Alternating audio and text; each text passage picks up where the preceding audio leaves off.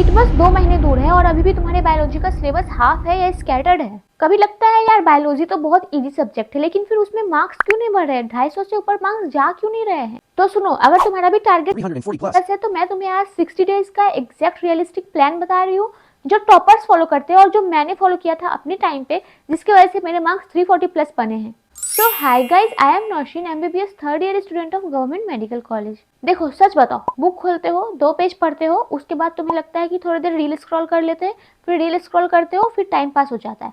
तुम्हें लगता होगा कि तुम्हें तो सब कुछ आता है, मैंने सब कुछ पढ़ लिया है, आता है। बायोलॉजी में बेसिकली मुझे भी यही लगता था कि मुझे सब कुछ आता था, बट जब MCQ करने बैठो तो 3 में से 2 तो ऐसे ही गलत हो जाते थे। फिर उसके बाद वही डिप्रेशन, वही एंग्जाइटी की लगता है मेरा सिलेक्शन नहीं हो पाएगा, मुझसे तो नहीं हो पाएगा।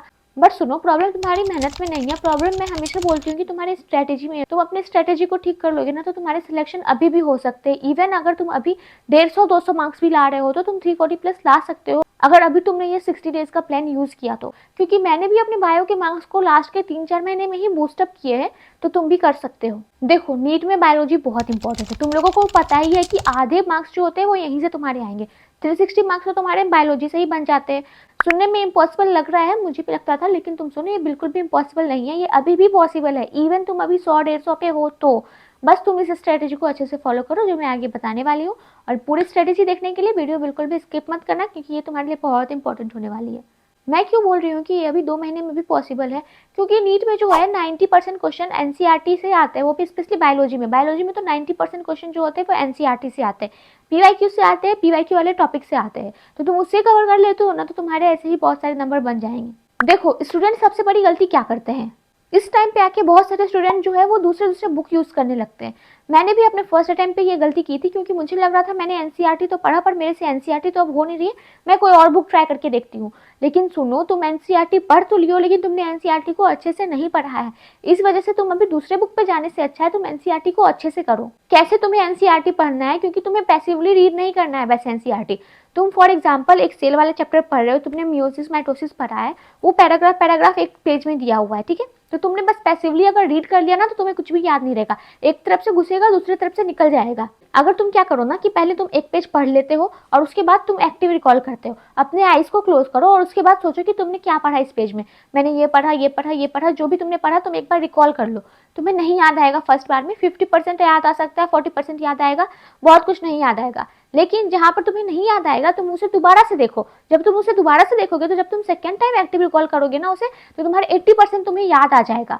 हाँ, इसमें टाइम थोड़ा लगता है, लेकिन ये बहुत फ्रूटफुल है, क्योंकि मुझे पर्सनली लगता है कि और कोई तरीका नहीं है एनसीईआरटी पढ़ने का इससे अच्छा। मैं भी पहले पैसिवली एनसीईआरटी रीड करती थी, बहुत मुझे नींद आती थी, मैं सो जाती थी या फिर मैं रील स्क्रॉल करने लग जाती थी, जो मैंने फर्स्ट टाइम पे बहुत सारी गलती की है। लेकिन अभी के टाइम में तुम क्या करो ना, एक्टिव रिकॉल, और तुम्हारे टाइम लेगी, लेकिन मैं बता रही हूँ कि तुम्हारे यहाँ से मार्क्स बढ़ेंगे। और स्टूडेंट क्या करते हैं ना कि नोट्स बनाने में अपना टाइम वेस्ट करते हैं। अभी इस टाइम पे भी आके बहुत कोई अभी नोट्स बना रहे हो तो नोट्स बनाना बंद कर दो।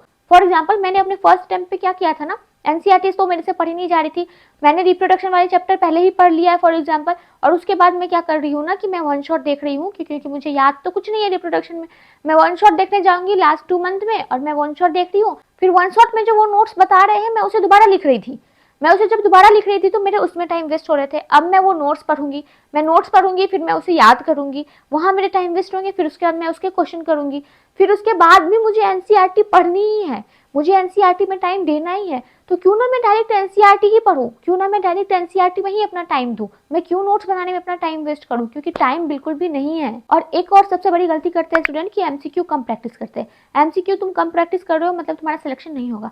अभी तुम्हारे पास टाइम है, तुम जितना ज्यादा एमसीक्यू प्रैक्टिस कर सकते हो करो। तो देखो, मैं स्टेप वाइज बता रही हूँ तुम्हें क्या क्या करना है, ठीक है। स्टेप 1, वही एनसीईआरटी लाइन बाय लाइन पढ़नी है तुम्हें। सिर्फ ऐसा नहीं कि हाईलाइट किए जाए, पैसिवली पढ़े, ऐसे नहीं पढ़ना है, तुम्हें एक्टिव रिकॉल करके पढ़ना है। और 60 डेज मतलब तुम इतना एनसीईआरटी पढ़ो ना कि तुम्हारे दिमाग में एक एक लाइन छप जानी चाहिए। NCERT is the only solution guys. और स्पेशली फोकस करना diagrams, tables, example, scientific name, ये सब पे बहुत फोकस करना, यहाँ से डायरेक्ट क्वेश्चन आते हैं। स्टेप 2 है कि पीवाईक्यू तुम जितना ज्यादा करोगे तुम्हारे मार्क्स तो बढ़ेंगे ही 110%, क्योंकि पीवाईक्यू से 90% क्वेश्चन आ जाते हैं।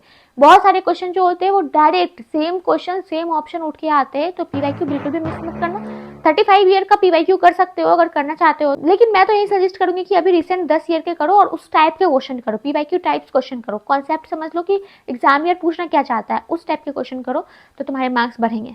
क्योंकि पहले वाले जो एग्जाम होते थे ना तो उनका मतलब पैटर्न थोड़ा अलग था, लेकिन अभी जो पैटर्न है उस हिसाब से बायो बहुत इजी पूछते हैं, तो उस टाइप के क्वेश्चन करने की कोशिश करो। स्टेप 3 है कि तुम्हें डेली 100 से 150 क्वेश्चन करने हैं सिर्फ बायो में, क्योंकि अभी तुम बहुत वीक हो बायो में। अगर तुम्हें बायो में 340 प्लस चाहिए, जो टॉपर्स लाते हैं मतलब वो 1 साल 2 साल पढ़ के लाते हैं इतना, और तुम्हें अभी चाहिए तो तुम्हें क्वेश्चन तो करने ही पड़ेंगे, तो तुम उसमें टाइम तो दो ही, क्योंकि अभी तुम्हारे पास और कोई सोल्यूशन नहीं है।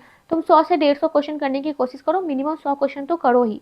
और सिर्फ सॉल्व मत करो, एनालाइज करो, गलती क्यों हुई, वीक पॉइंट क्या थी, मैंने सिली मिस्टेक कर दिया क्या, मेरे कॉन्सेप्ट वीक है क्या, मुझे याद नहीं था क्या, तो ये सब जो होता है एनालाइज करो और अपने एरर नोटबुक में नोट डाउन करो, ठीक है। एंड देन उसके बाद तुम वो सब टॉपिक बहुत बार रिपीट करो, बार बार पढ़ो। 60 डे का प्रैक्टिकल प्लान बता रही हूँ। रोज तुम्हें 5 घंटा बायो को देना है। कैसे? तुम रोज सुबह 2.5 घंटा जो है वो पढ़ोगे, तुम बायो रीडिंग करोगे, मतलब एक्टिव रिकॉल रीड करोगे एनसीईआरटी लाइन बाय लाइन। फिर दोपहर में तुम 2 घंटा दोगे क्वेश्चन प्रैक्टिस को, तुम 2 घंटे उसमें क्वेश्चन प्रैक्टिस करो, उसे एनालाइज करो, अपने एरर नोटबुक में नोट डाउन करो। और रात में तुम आधा घंटा देकर रिवाइज कर लोगे जो तुमने पूरे दिन पढ़ा है। और हर वीकेंड पे कोशिश करना कि फुल मॉक टेस्ट दे दो, या फिर क्या करना ना, तुमने पूरे वीक जो पढ़ा है तुम उसे पूरे दिन रिवाइज कर लेना संडे वाले दिन। और गाइस सुनो, अगर अभी टाइम कम है और तुमने कुछ भी नहीं पढ़ा है तो ये सब चैप्टर पे ज्यादा फोकस करो।